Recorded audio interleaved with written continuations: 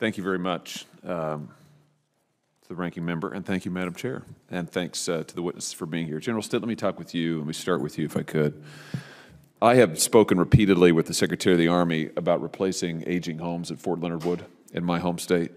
And there is no doubt in my mind that service members deserve better than they are getting right now. I was just there a few weeks ago. I toured the homes myself. I spoke to residents. I spoke to spouses. I spoke to children who lived in the homes. These homes need to be replaced. What concerns me is the Army doesn't seem to have a plan to replace this aging housing stock. So let me just ask you this. In your opinion, how does the availability or maybe lack of availability of quality military housing for service members and their families affect recruiting and retention? Senator Hawley, good afternoon.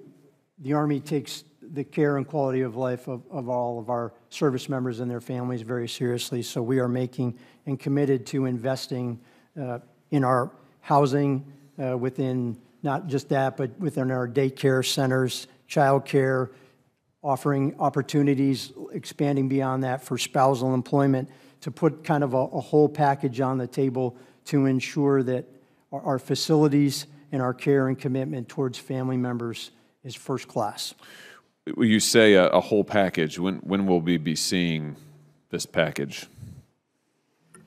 Senator, we continue to work on it, and I can take that question for the record, please. Well, that's fine. I mean, but let me just say again, for the record, I've said this in the full committee. I'll say it again here, that I think we're past the point of continuing to kick this down the road. I mean, this is a problem now. Frankly, at Fort Leonard Wood, it was a problem a decade ago. But listen, I've been there. I mean, I've seen it myself. I've talked to the service members myself. I've been in their houses. I've been in their kitchens. I've looked at their bathrooms where there's mold growing. I've seen that they don't have places for their kids. I've seen the substandard living conditions, and it just isn't acceptable, General. You know what? I promised those service members that I'd be a royal pain in the you-know-what until something changed. So I'm keeping that commitment, and I'm going to continue it until something changes. And frankly, I've heard this now it's going on 2 years. I've only been in the Senate 3, but I've heard it continuously that, well, we'll get to it, we'll get to it, we'll get to it. Well, at Fort Leonard Wood, we haven't gotten to it. And I bet, if we went around the table here, I bet that the other members of the subcommittee would have the same situation in their state. So I'll give you the question for the record, but I just want to put on notice again, and you can take this back, that I want to see some progress on this, and I want to see it soon. And what I don't want to see are any more commitments from the Army that they're going to spend X number of dollars. This happened last year. We're going to commit X number of dollars to Fort Leonard Wood, and then as it turns out, $0 were spent on housing. I'm still ticked off about that, and I don't want to see it happen again, and I want to see progress made. So that's my piece. I think you understand where I'm coming from. General Miller, let me come to you. Can you help me with something here? Anderson Air Force Base, I understand, this is in Guam, of course. Leaders there recently received an official email that prohibited them from using pronouns or descriptors like he, she, youngest, oldest, male, or female. Why is that? I mean, what's going on? Senator Hawley, thank you for that question. Actually, that is, we've been talking a lot about that because it was an email, from my understanding, that went out locally from one of the commanders there, and I don't remember at what level. I don't know if it was a group commander or the wing commander there. I believe that it was a Facebook post that went out based on a question. It is not the Air Force policy to not use pronouns. And so I think it was a social media, exacerbated by individuals that said that they were directed for that. Okay, good. Well, I think that's progress. So you're saying, I'm looking at a news article here published August 31, 2022, saying that PACAF has sent this letter around. Leaders of the base are instructed, do not use pronouns, age, race, etc. And they go on. The unauthorized examples of unauthorized language are male, female, youngest, oldest, he, she. But you're saying that was not an official communication. That has not been a directive. That is not an official communication from the HAF. Correct. Okay. And so your position to me is today that is not policy, and that they have not been so instructed. That is that correct. This is a That is social not media policy. kerfuffle. I mean, this is not real. It's not happening. I don't know if it's not happening, but it is not an official policy from the Department of the Air Force. Okay. I ask because part of the way it's been reported is that the rationale is to help with lethality and also recruiting. And it was curious as heck how not using he, she can help with lethality and how it's helping with recruiting. But I take your word for it that this is not policy, and that satisfies me. So thank you. Thank you, Madam Chair.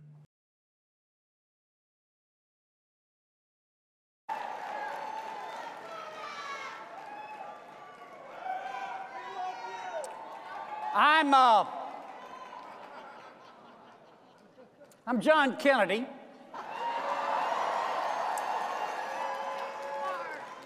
Not that John Kennedy, this John Kennedy. Permit me, if you will, to tell you what I believe. I believe that America was founded by geniuses. But it's being run by idiots. I believe that you can't fix stupid, but you can vote it out. I believe that America, unless we lose it, is the greatest country in all of human history, and the whole world knows it. Let me ask you something. When's the last time you heard of someone trying to sneak into China? America is so great. America is so great that people who hate it refuse to leave it. Now listen to me on this one.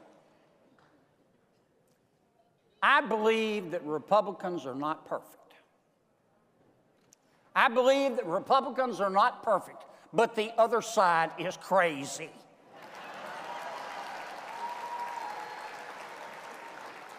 And I also believe in what we accomplished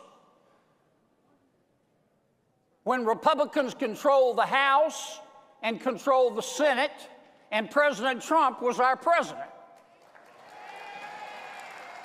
I want you to think about it just for a minute. In 4 years, this is what we did. We cut taxes. We increased wages. We delivered 3.5% unemployment. We had the lowest unemployment rate in the history of this wonderful country for Hispanic Americans and African Americans. We created 8 million new jobs pre-COVID. We deregulated the economy. We controlled inflation. We protected life. We secured the border. We secured our streets. We beat back ISIS. We strengthened the military. We stood up to China, Russia, and Iran. And we confirmed 234 conservative federal judges, including 3 new members of the United States Supreme Court. And by God, we can do it again.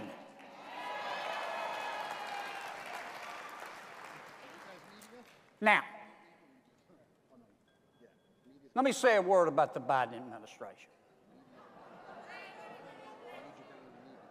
I say this gently. So far, the Biden administration sucks.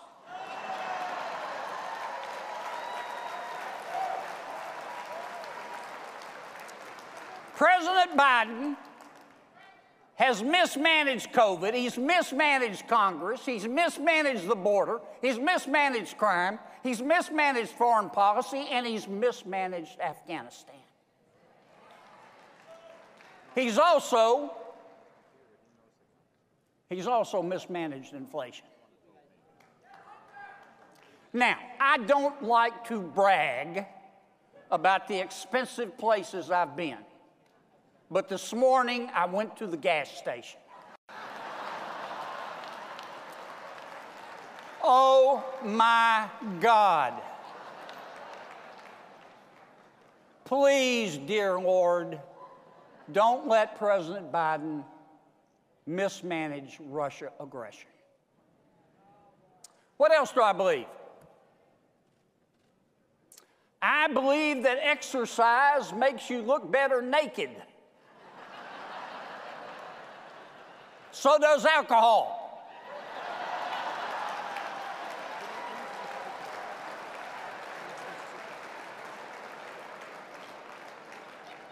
I don't know how that one got in here. I believe that no parent should be required to send their child to a failing school. I believe that no parent should be required to send their child to a failure factory where violence is common and learning is rare. I believe in the dignity of work.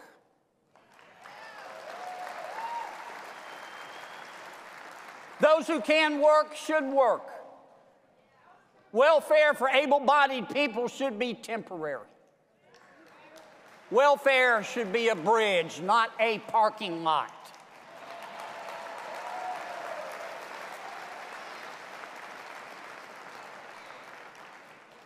Let me say a word about foreign affairs. That's on our minds today. I believe that weakness invites the wolves. Now, I don't know what this is. If I make it to heaven, I'm going to ask. But there's some people in this world. They're not sick. They're not mixed up. They're not confused. It's not that their mama or daddy didn't love them enough. They're evil. And some of them run countries.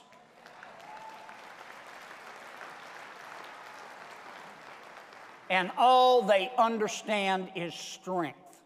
We must be armed for peace.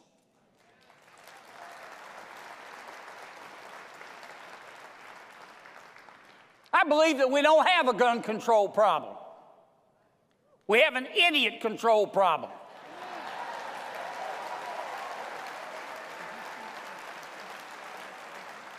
Here's some free advice, friends. If the government ever tells you you can't own a gun, buy two.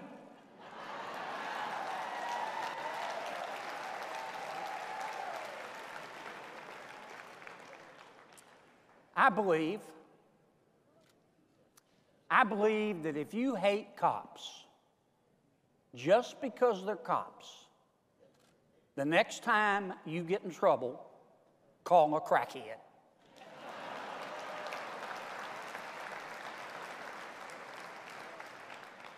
Here's a free tip. Cops will leave you alone if you don't do illegal stuff.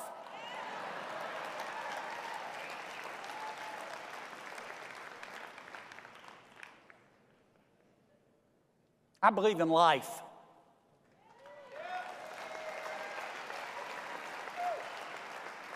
I believe in life. I believe that babies don't choose to die. And I believe that we need to defend those babies, those little lives, every single day. Every single day.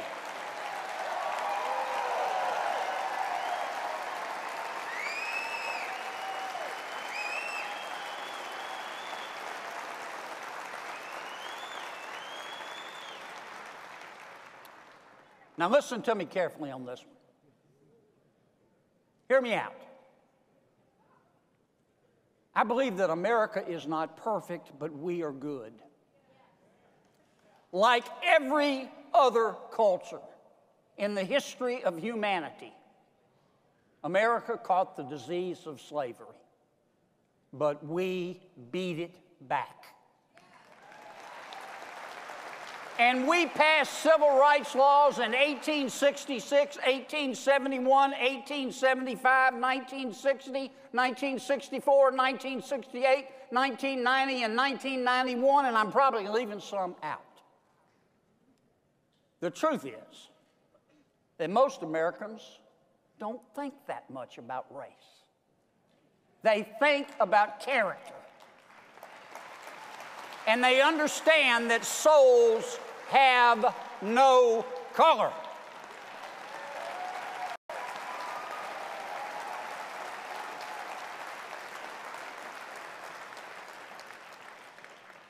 I believe we need an election day, not an election month.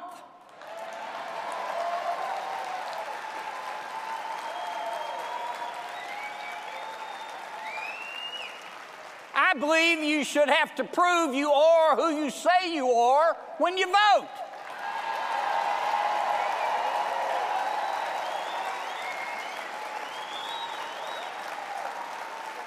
Duh. I believe that vetting people at the border is not racist. It's prudent.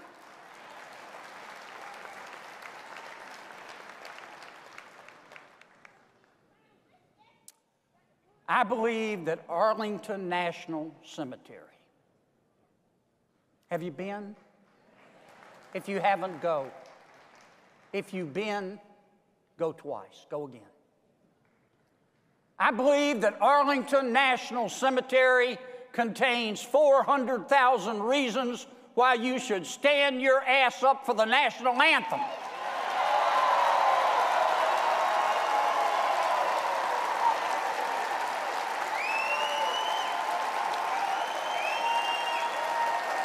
Thank you.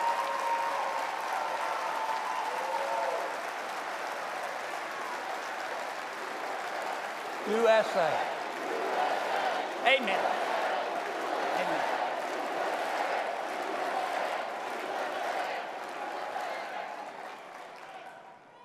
I believe that cancel culture, which is the military wing of wokeism, is strangling a free people. You are not free if you can't express yourself. You are not free if you cannot say what you think. I believe that the nauseously woke Washington insider elites, the permanent Washington types, you know who I'm talking about, the vanilla soy extra foam latte crowd that lives in the Georgetown condos with the important art on their walls, don't respect our ideas. They don't care what we think. And they believe they're better than us.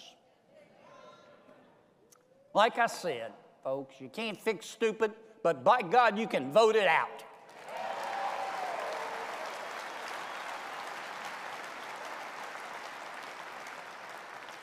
And finally, I believe our future can be better than our present or our past. I do. I believe our future can be better than our present or our past. I believe that we're only as good as our dreams, that we're only as valuable as our children. But the water won't clear up until we get the pigs out of the creek.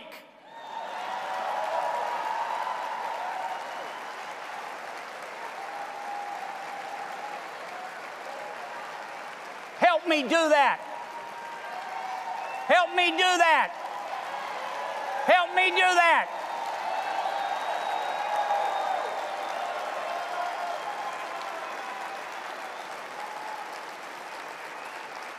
I love this country. I love this country as much as you do. I think America is worth fighting for. Look, it's not a perfect world, folks. It's not. And I can't promise you that I will win every fight. But I'll promise you this. by God, I will refuse to be beaten. I will never quit on America. I will never quit on America, and I ask you for that same commitment today.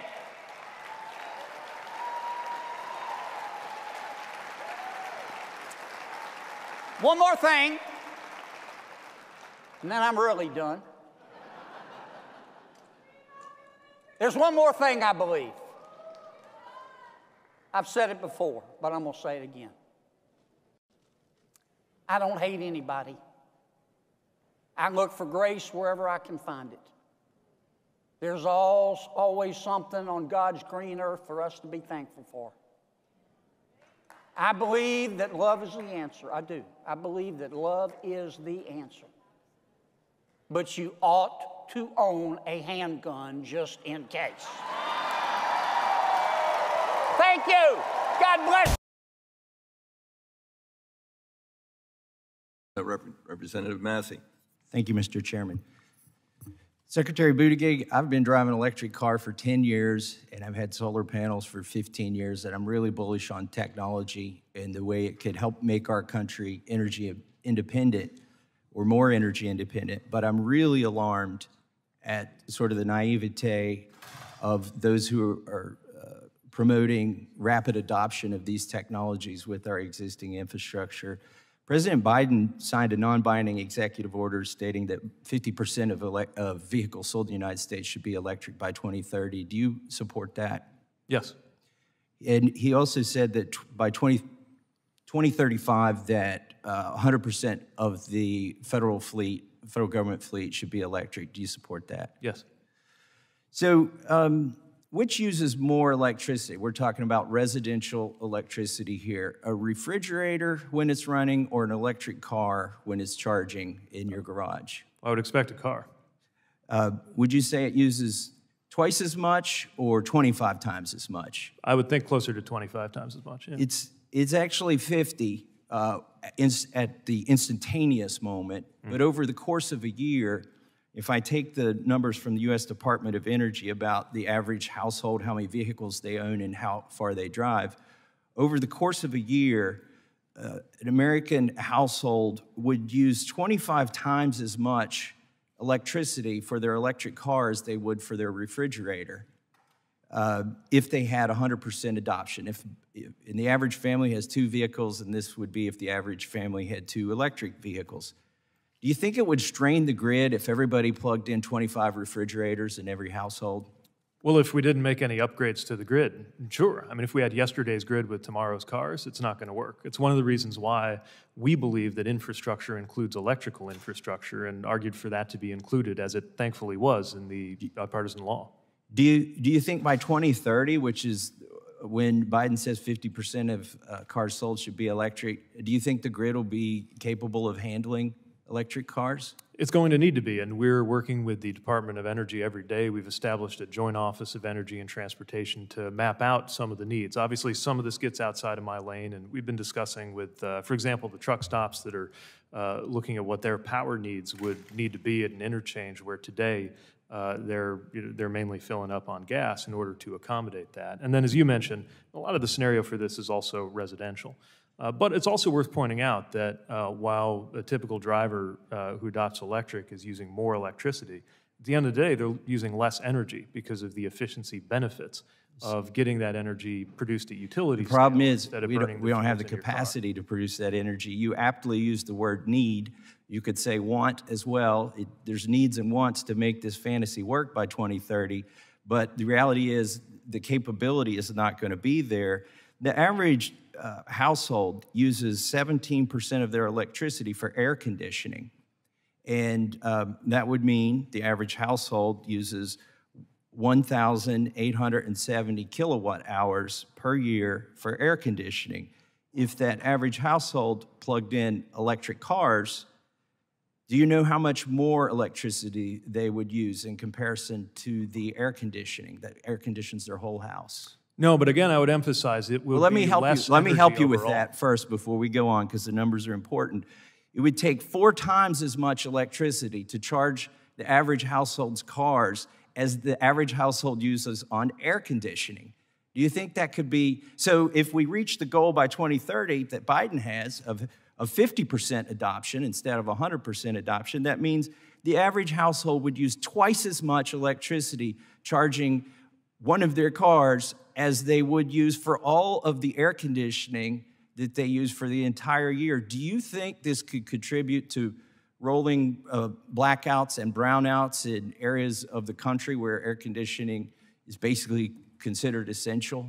Not if we prepare. Look, the fact that people who have electric vehicles are going to use more electricity can't be a reason to give up. The idea that America is inferior to the other countries that have figured this out just doesn't sit well with us in administration, and that's why we're investing in a better grid. In the time that I have left, let me say, I'm not saying we shouldn't prepare. I told you at the beginning of this, I'm bullish on this technology, but the numbers and the rate of adoption has been developed using political science, not engineering. They're impractical, and if we blindly follow these goals that Biden has set out, it will cause pain and suffering for the middle class. And I yield back, Mr. Chairman. Thank the gentleman. Representative Johnson.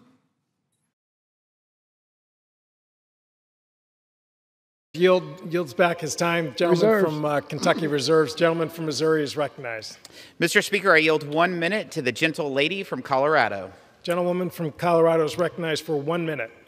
Thank you, Mr. Speaker. Insanity is doing the same thing repeatedly and expecting a different result.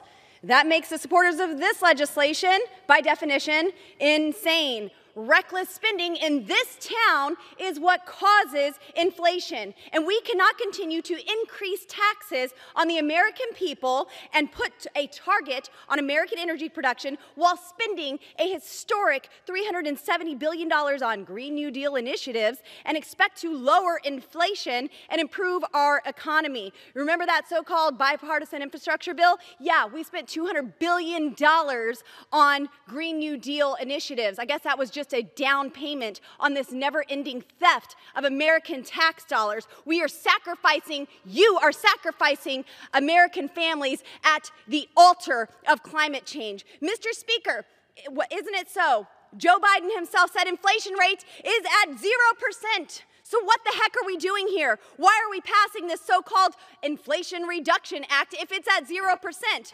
Well, in fact, it's the Inflation Enhancement Gentlewoman's Act. time has expired. And it does the exact opposite of what Americans need right now. This is just another con game by the Democrats, calling something one thing and saying another. Expired. This is making the IRS, which Gentlewoman's time has expired. The Pentagon, the State Department, gentlewoman is no longer recognized. The gentleman from Missouri reserves the belt. Mr. Speaker,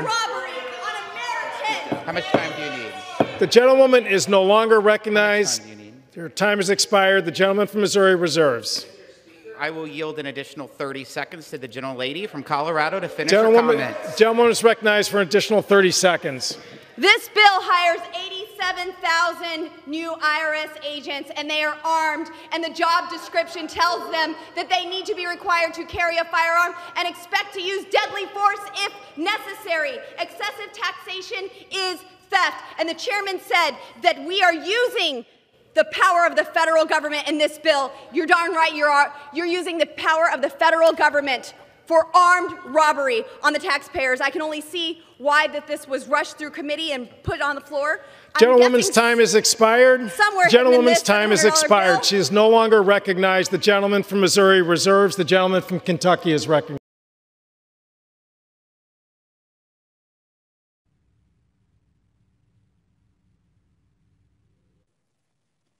Senator from Oklahoma. Madam President, we're in the same spot in the Senate we've been at 5 times before in the past 12 months.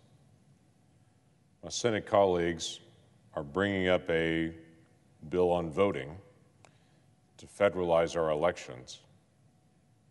This time's different.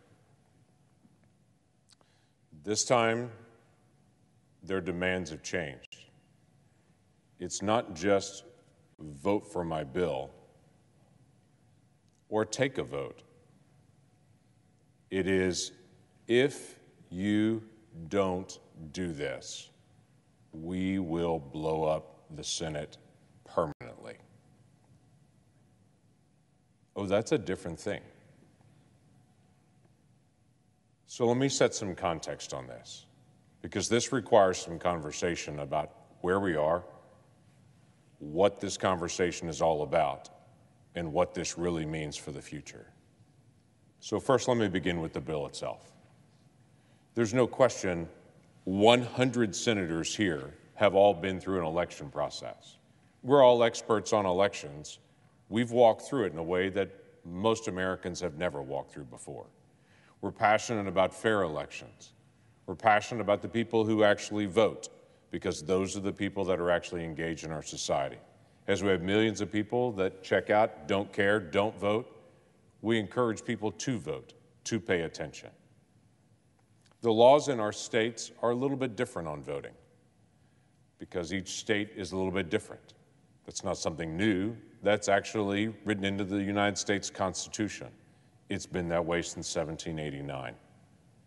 They've always been a little bit different. In 1965, our nation took a strong, bold step to be able to make sure that we protected the rights of every single individual to be able to vote, because there was a season in American history where Black Americans were being pushed out. There were poll taxes, there were Jim Crow laws, there were things that actually pushed people away from voting. So in 1965, our nation passed the Voting Rights Act. I'll talk a little bit more about that in a moment.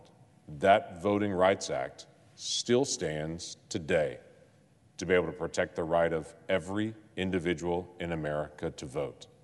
If a single person or group of people are suppressed in their voting or prohibited from voting, federal courts today have the right to be able to step in on any jurisdiction, any state in America, to be able to protect the rights of individuals to be able to vote. I bring that to this body as a reminder because for some reason, an enormous portion of this body on the left side of this room are running around the nation and saying, if we don't do something right now, there'll be voter suppression in America, and we have to change that. When they all know in 1965, we passed the Voting Rights Act, and that act still stands today to be able to protect the rights of individuals. I hear people wander around the nation and get on news channels and say the Voting Rights Act has been kicked out by the Supreme Court when they know that is a lie. They know it is. One section of the Voting Rights Act the Supreme Court took out several years ago, it was the section that required what's called pre-clearance. It created a formula for states that had done a lot of oppression against Black Americans. It created a certain formula for them. If they made any changes in their voting laws, they had to get pre-clearance for that. It stayed in place for decades, even though their state had cleaned up their voting laws and had changed for decades, it stayed there until the Supreme Court looked at it and said, you can't hold this over these states a generation later for something that a previous generation did. And so the Supreme Court kicked that one section out, but kept everything else, including protecting the rights of every single American from voter suppression. Every law in every state in America could be challenged in a federal district court, circuit court, into the Supreme Court to make sure the rights of individuals are protected. Now, people here may not know that that still exists based on the way that the news has talked about voting of late and based on all the conversation about voting. But that is the law of the land right now. So what's being brought to this body to vote on then? Well, here's what's been brought to this body to be able to vote on. A long list of things that they want to be able to address and to be able to say they want to change voting in America to be able to remake it in their image. Except it's not in the image of their states, because many of my Democrat colleagues don't actually have in their own state the things that they're actually putting into this federal legislation, meaning literally they're taking over from officials in their own state, telling their own governor, their own legislature that they're wrong and that they're going to set them straight. We have a disagreement on some of these issues. I'll grant that. Some of the areas in their bill we look at and go, let's talk about. Most of the areas in their bill we look at and go, are you kidding me? We just disagree on this. Things like same-day voter registration, where a person could literally walk in, say, I've never registered to vote before, tell them their name, and then vote on the spot. Honestly, I have a problem with that because there's no way to be able to validate that they didn't vote in Oklahoma City, then go vote in Tulsa, and then go vote in Muskogee, Oklahoma. There's no way to know. They just voted, and they did same-day registration, and so there's no way to verify that person's actually really even that person. Interestingly enough, they also include in their bill undermining state voter ID laws. So the combination of the two is pretty powerful. You can't call for ID, but you can register on the spot. That is a formula for fraud. It's not just my opinion, it's the state of New York's opinion. The state of New York does not have same-day voter registration. In fact, this last November, it was on the ballot in the state of New York, and the people of the state of New York overwhelmingly said that's a terrible idea and voted it down. Yet Senator Schumer stands right over there and tells every state, including his, that just voted this down, no, you have to do this.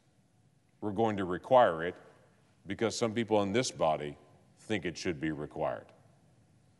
We have a disagreement on that. That's a real disagreement we should be able to debate and talk about, but instead my Democrat colleagues are saying, if you disagree with me on this, I will blow up the rules of the Senate and will get what I want no matter what. Can we not have a disagreement that same-day voter registration may be a bad idea when even the state of New York and the people of New York think it's a bad idea? They have a mandate for using ballot drop boxes. Now, I don't have a problem with ballot drop boxes, but their ballot drop box issue is you can't provide security. You can't, if you have any kind of security setting for it or any kind of chain of custody requirement, then that's going to be oppressive and suppressive. You know, I think it's a good idea if you're dealing with a ballot that you actually know where it went and if anyone changed it. If people dropped off multiple ballots when it's only legal to be able to drop off one, I think that may be important to be able to know if you're going to be able to verify an election. We have a disagreement on that. We have a disagreement on the issue of felons voting. Now, each state makes that decision whether they're going to allow felons to vote, but in this piece of legislation Democrats are bringing, they're saying, no, felons have to be given the right to vote when they get out of prison. Now, I understand we may disagree on that, but I want you to understand what they're saying. My Democrat colleagues are saying, I will blow up the rules of the Senate and change 250 years of history in the Senate to get my way if you don't allow rapists, convicted murderers, and convicted sex offenders to be able to vote. They are so determined that sex offenders get the right to vote, they're willing to blow up the rules of the Senate to get it. Can we not have a disagreement on if we're going to force states to mandate that convicted murderers, sex offenders, and rapists get to vote again? In this piece of legislation, they provide government funding, taxpayer funding, for members of the House of Representatives, just down the hall over there. Here's the way they set it up. If you're running for the House of Representatives and you raise small dollar donations, then taxpayers will fund your campaign on a 6-to-1 match. Oh, it gets even better, because you as a candidate could actually take a salary from that as well and actually be paid by the taxpayer to be able to run for office if you're running in the House of Representatives. Can we not have a disagreement on that? I don't meet many people in Oklahoma that say they want to fund House members running in New York State or California or Illinois or even in Oklahoma. They don't want to fund them with their tax dollars. If their tax dollars are going to education or to roads or to national defense or to border security, they're all in. But if they're funding a political campaign with their tax dollars, I just don't meet very many people that are very excited about that. But my Democrat colleagues are saying, if you don't support that, I will blow up the Senate, and I will destroy 250 years of history in the functioning of the Senate to get my way, because to them, having federal funding for elections is so important, they're willing to blow the Senate tradition up so they can get their way. There's a general counsel that works for the Federal Election Commission. You've never met him. You don't know his name. He's an attorney that works for the Federal Election Commission. Their bill gives that attorney a tremendous amount of power to oversee elections in America. Do you know who he is?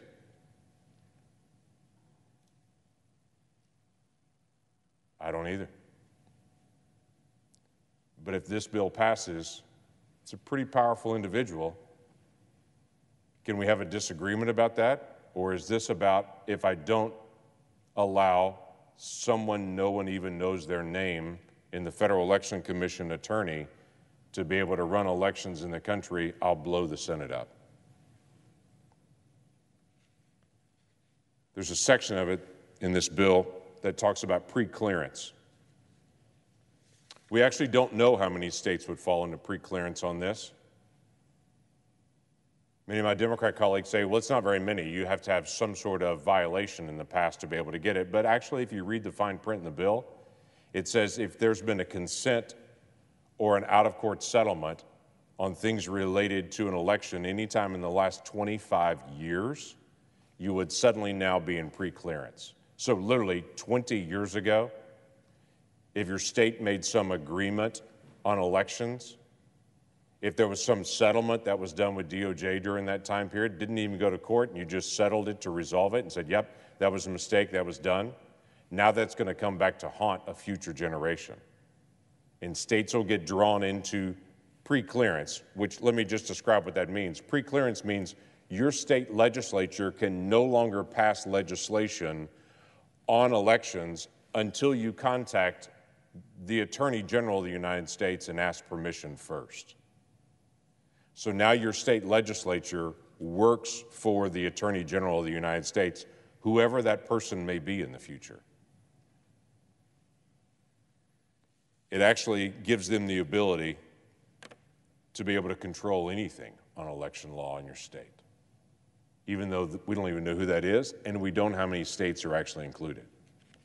What I've heard over and over again from my Democratic colleagues are, well, if we don't do this right now, our elections are destroyed in the future. Because have you seen the things that Republicans are doing all over the country? Have you seen the terrible laws that have been passed since 2020? It's like, actually, I have. My state's one of them. And I was surprised when I saw my state on the list of 34 different laws that are out there that have been passed that are terrible for America. So we've got to be able to federalize all elections. I was surprised to see my state on the list. And so when I looked on the list to see what was the terrible thing that passed in my state, here's what I discovered. Our state passed House Bill 2663. House Bill 2663 did a couple of things. It added an extra day of early voting for the general elections, added an extra day of in-person early voting, and it said if you request an absentee ballot, you have to do that 15 days prior to the election. Do you know why we did that? Because the United States Postal Service contacted every state and asked them to do that. Because the Postal Service said we can no longer guarantee we can get something mailed to a person and give them time to get it actually mailed back in time for the election. So to make sure people's votes actually count, we did what the United States Postal Service actually recommended to us. We moved our request for an absentee ballot to 15 days before the election to make sure every vote would count. You want to know something fun? So did the state of New York. They made the exact same change.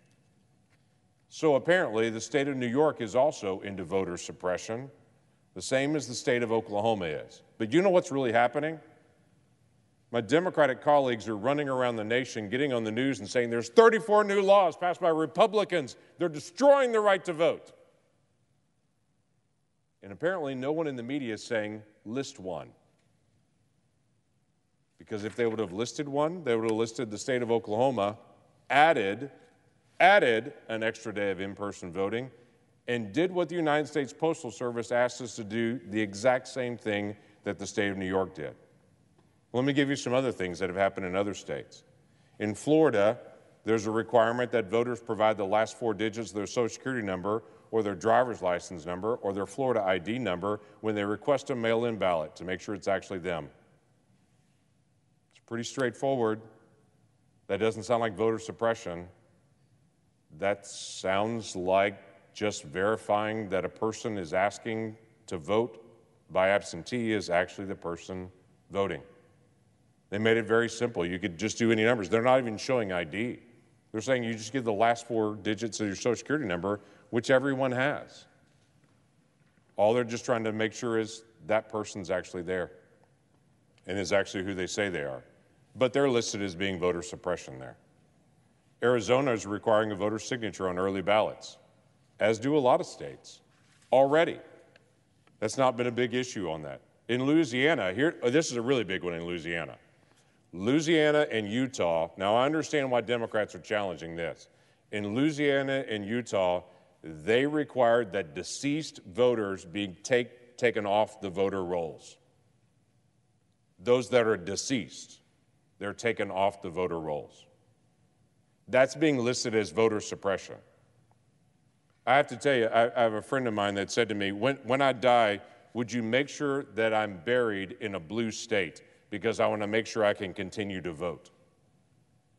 It's a running old joke about I want to keep voting when I'm dead. The state of Louisiana and the state of Utah, all they did was say we want to be able to clean up our voter rolls to be able to take off the names of people we know and have verified that they're actually dead. But that's considered voter suppression, and my Democratic colleagues are running around the nation saying there's 34 new laws that are suppressing the rights to vote, when this is the kind of stuff that's actually been passed around the country. Now they'll say, oh, well, you can list those. I understand those, but there are a couple of them that are really egregious. And I've heard several folks say, do you realize that the state of Georgia in the law that they passed won't allow people to be able to pass out water to people in line? That is voter suppression.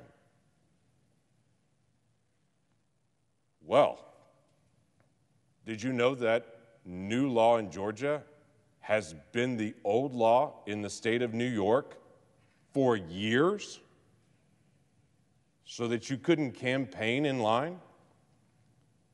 People that are actual poll workers, that are volunteers there, they can pass out food and water. But the state of Georgia did a law just like the state of New York already has. I haven't heard Senator Schumer say that's voter suppression in New York, but he declared that to be voter suppression in Georgia. In fact, even Georgia senators here stood up to be able to protest that they were playing baseball in Georgia because of it, when the state of New York already has it. I've also heard folks say, well, there are some of the things that these states have passed, that they're actually removing the ability of the state chief election official to administer elections. That's dangerous, because then just the legislature can just declare whoever they want to declare. That sounds horrible. If true, that would be terrible. It just doesn't happen to be factually true. But it's just getting spun like crazy that Republican states are out there taking away the rights of their people to be able to vote and their vote be counted. It's just not factually true. They'll go to Georgia and they'll say they stripped the Secretary of State's authority to oversee elections. Well, here's what Georgia actually did. The Georgia Secretary of State's still the chief election official for the state of Georgia. They still oversee all election activity in the state. Nothing changed on that. But Georgia did replace the Secretary of State on the state election board with a nonpartisan chair, making the Secretary of State a non-voting member. That did happen. The law did provide new authority to the board to suspend county or municipal election superintendents and to appoint superintendents to oversee the jurisdiction. Yep, that's part of the law. But this only happens, that would only happen after an investigation by a performance review board, a hearing by the state election board. The board then must determine that the election administrator in the jurisdiction has committed at least 3 violations of state election law or has demonstrated nonfeasance, malfeasance, gross negligence in the administration of elections. The law also prohibits the board from suspending more than 4 superintendents. It allows for a suspended superintendent to petition the state for reinstatement. It has a whole process of due process that actually gets carried out. Why do they do this? Well, because there were actual examples in the election of election workers that were fired by the county elections directors for shredding voter registration applications. That's a crime. So they set up a process with full due process, not to overturn elections, but to make sure county election officials actually are following the law. That doesn't sound like voter suppression to me. That just sounds like running free and fair elections. Oh, but Arizona. Arizona has a new law that provides the Attorney General to have the authority to defend the state's election laws in courts rather than the Secretary of State. So they just shifted their responsibility of who defends state election laws. Secretary of State's still the chief election officer in Arizona, but actually doesn't go to court. Their state attorney general does. That kind of makes sense to me. But apparently, my Democratic colleagues don't agree.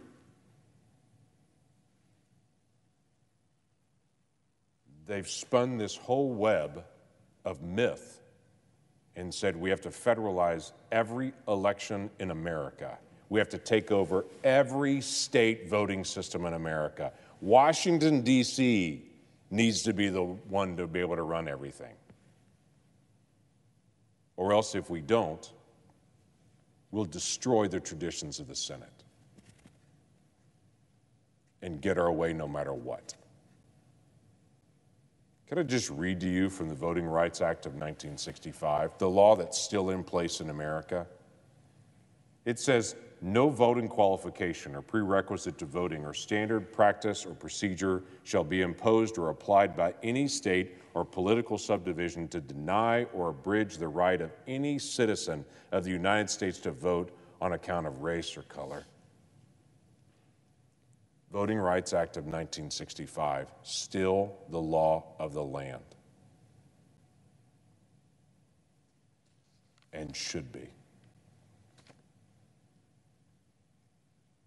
So what's happening now with this? Well, there's 2 big issues here. One is this fight over voting, whether states make decisions on voting or whether Washington, D.C. Democrats make states on voting for their states, even if it's a Democrat state. And then the next big issue is, are the Democrats in this room actually going to destroy the filibuster and silence the rights of the minority in America? Now, if you would have asked me 4 years ago, I would have said, no way. That's not going to happen. Because a group of Democrats and a group of Republicans joined together and said, we are committed to not destroying the legislative filibuster. Why? Because it's what makes the House and the Senate different. The House and the Senate are not just one's bigger and one's smaller. The House and the Senate operate differently. And the Senate has been the place for 2.5 centuries where the debate occurs and the rights of individual senators to be able to debate the issues, defend their state, talk about the rights of Americans. This happens in the Senate. The majority rules the show in the House. If they have 218 of 435, they don't care what the other side thinks. People, when they talk about bipartisanship, never bring up the House of Representatives. They just don't. Bipartisanship doesn't happen in the House of Representatives the way it happens in the Senate, but the reason it happens in the Senate is because of this thing called the filibuster.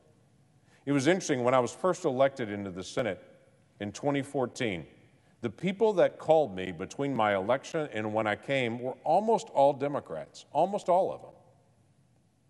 They want to introduce themselves. They want to say, what are you interested in? Because in the Senate, we have to work together to be able to get things done.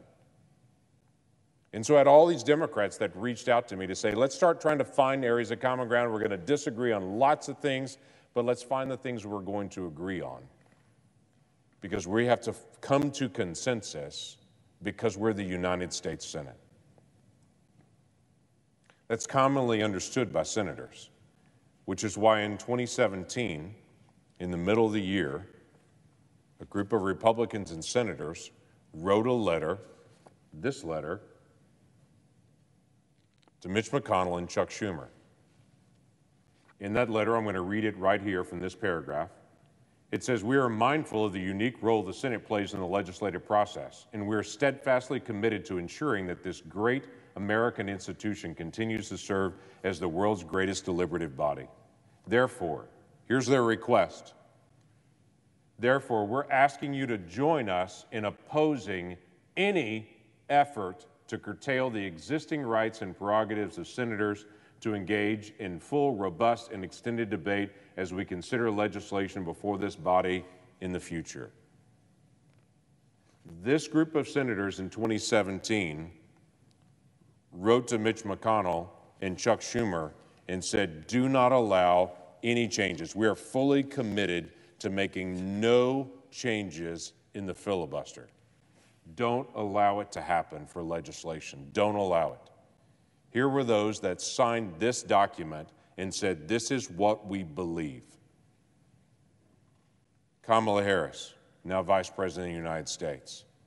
Chris Coons, who led the letter among all Democrats. Patrick Leahy, who's the person who's held this institution together. Dianne Feinstein, Amy Klobuchar, Kirsten Gillibrand, Cory Booker, Michael Bennet, Joe Manchin, Angus King, Mark Warner, Bob Casey, Martin Heinrich, Jeanne Shaheen, Sherrod Brown, Brian Schatz, Maria Cantwell, Mazie Hirono, John Tester, Tom Carper, Maggie Hassan, Tammy Duckworth, Tim Kaine, Jack Reed, Ed Markey, Debbie Stabenow, Sheldon Whitehouse, Bob Menendez, all said, don't change the legislative filibuster. In fact, they asked me, along with everyone else, to join them in opposing any efforts to make changes to the filibuster. It didn't just stop there. There were lots of other conversations that happened during that time period. There were lots of interviews and dialogue about it. Let me just read some of the comments that were made during that time period. George Stephanopoulos on ABC's program asked of Dick Durbin,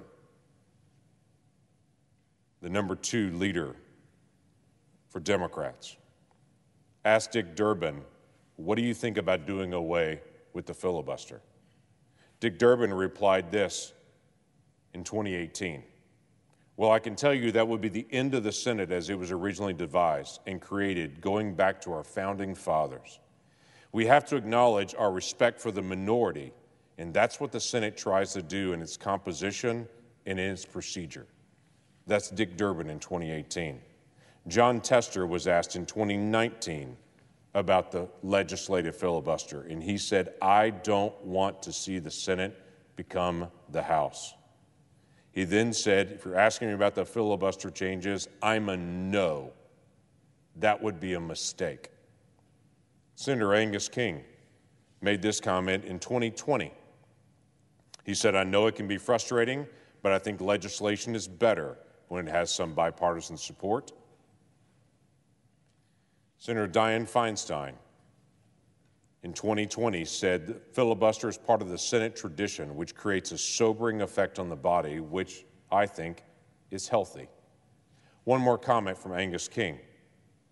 Angus King was asked about it on CNN about the filibuster, and he replied back he's 100% opposed to killing the filibuster. 100%. Senator Cory Booker responded about the filibuster. He said, my colleagues and I and everybody I've talked to believe the legislative filibuster should stay there, and I will personally resist efforts to get rid of it. Senator Chris Coons, when asked about this in 2018, he replied, I am committed to never voting to change the legislative filibuster. Never. Senator Jackie Rosen in 2019 was asked about this, and she replied, I think we should keep the legislative filibuster. It's one of the few things that we have left in order to let all the voices be heard here in the Senate. She also said, we have to look not at just when you're in the majority, but what does it do when you're in the minority? You have to be mindful of that. Jeanne Shaheen was asked on CNN about the legislative filibuster in 2021, and she answered just simply, no. I would not support eliminating the 60-vote threshold, would not do it. Senator Jack Reed was asked in 2017, during the same time period this letter came out, which he was a signatory for.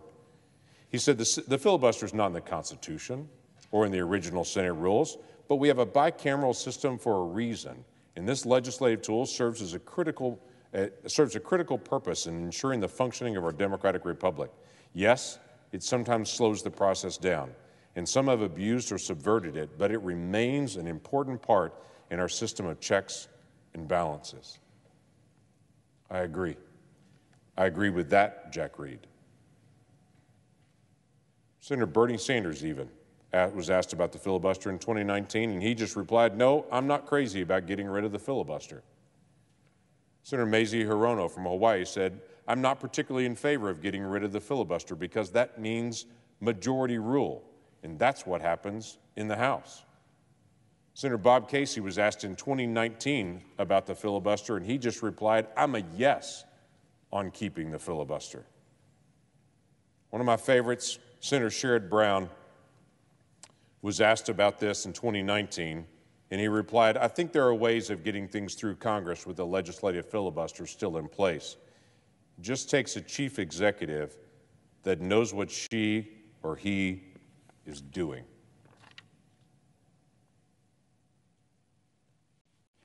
Listen, this is not some trivial exercise.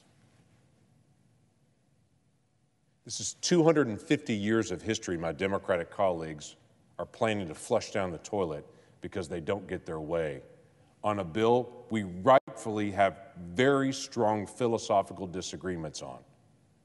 Hey, I don't agree on giving rapists and sex offenders who are convicted felons voting rights when they get out of prison. I'm not alone in that.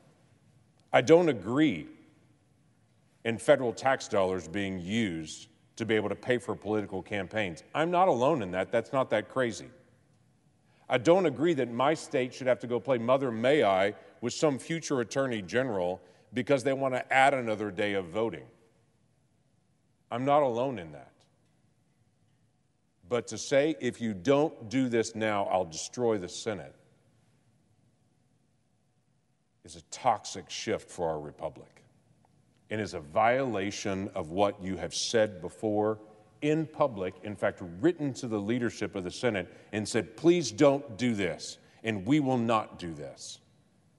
And now years later go, it's not convenient. That was when we were in the minority, we had one opinion. Now we have different core beliefs because we're in the majority.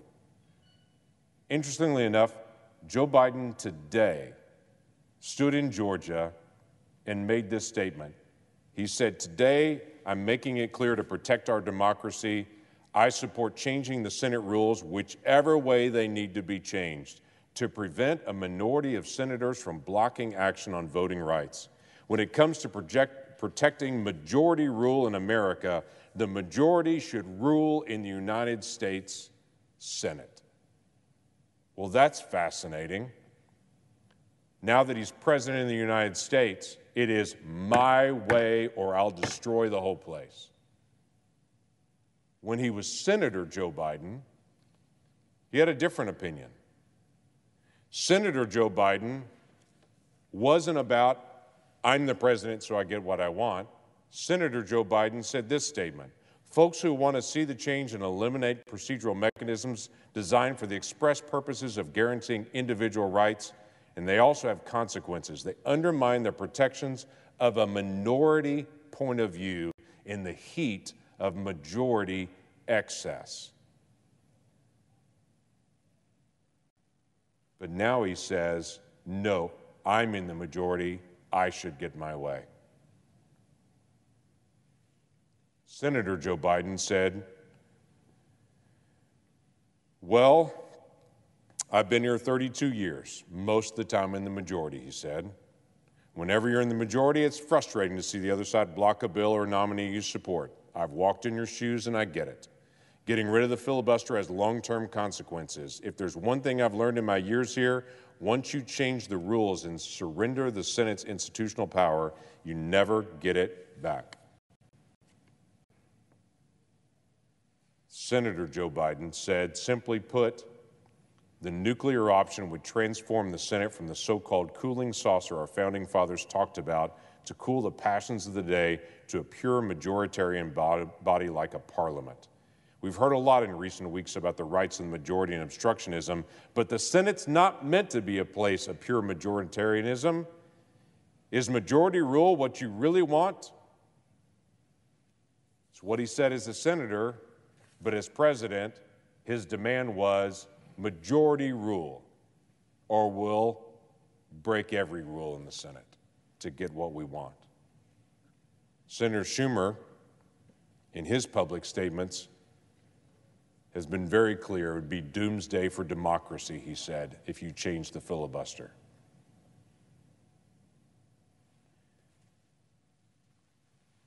This is the statement Senator Schumer made in 2017.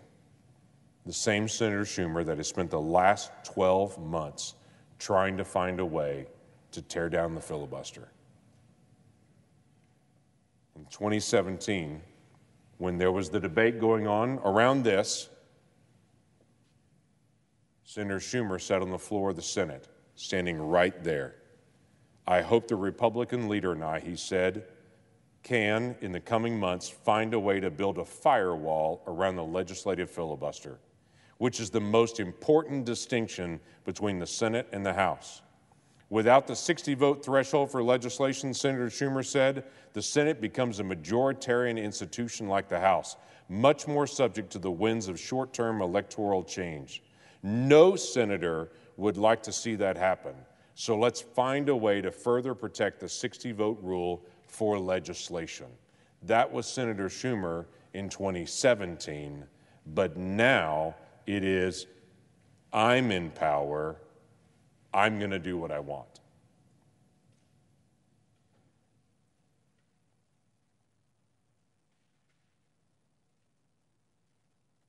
This is not a flippant issue.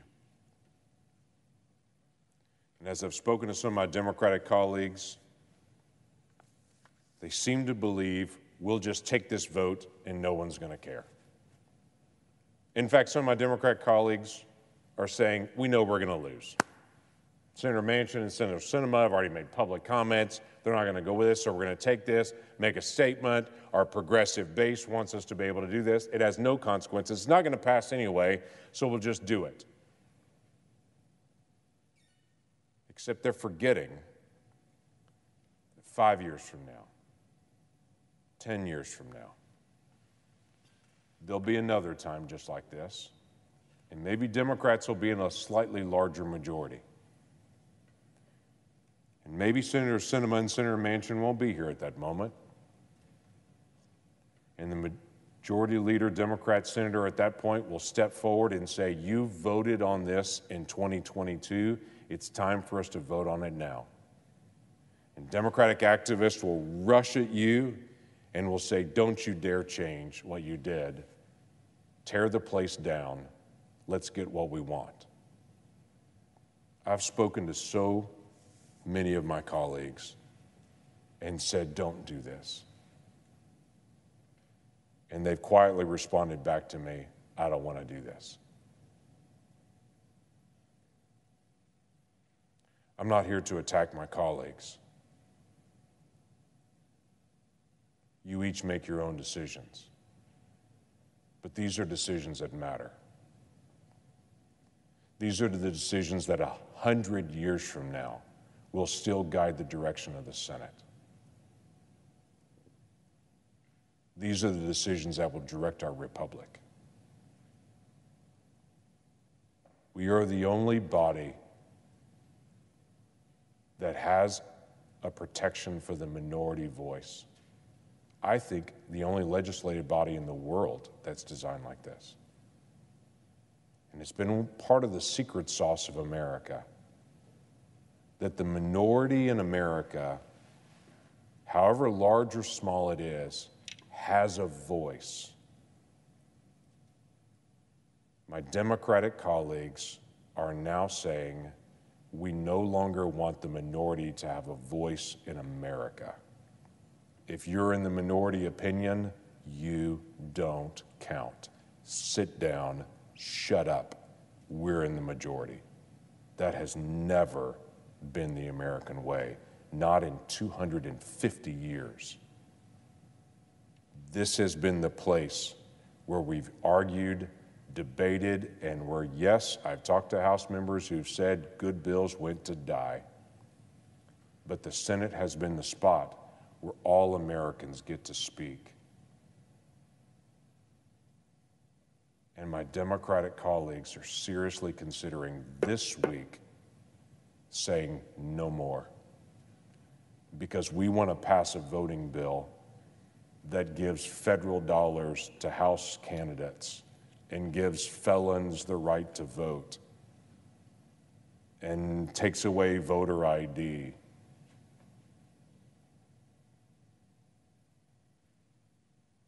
What in the world?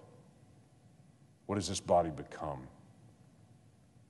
That people who signed this document, page after page of them, I mean, I can bring out page after page of senators who have signed this and have said, do not take away the legislative filibuster, that now are just flipping and flippant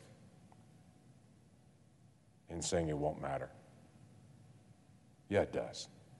100 years from now, this week will still matter. I encourage my Democratic colleagues to think carefully on this one, because this one counts. With that, I yield the floor.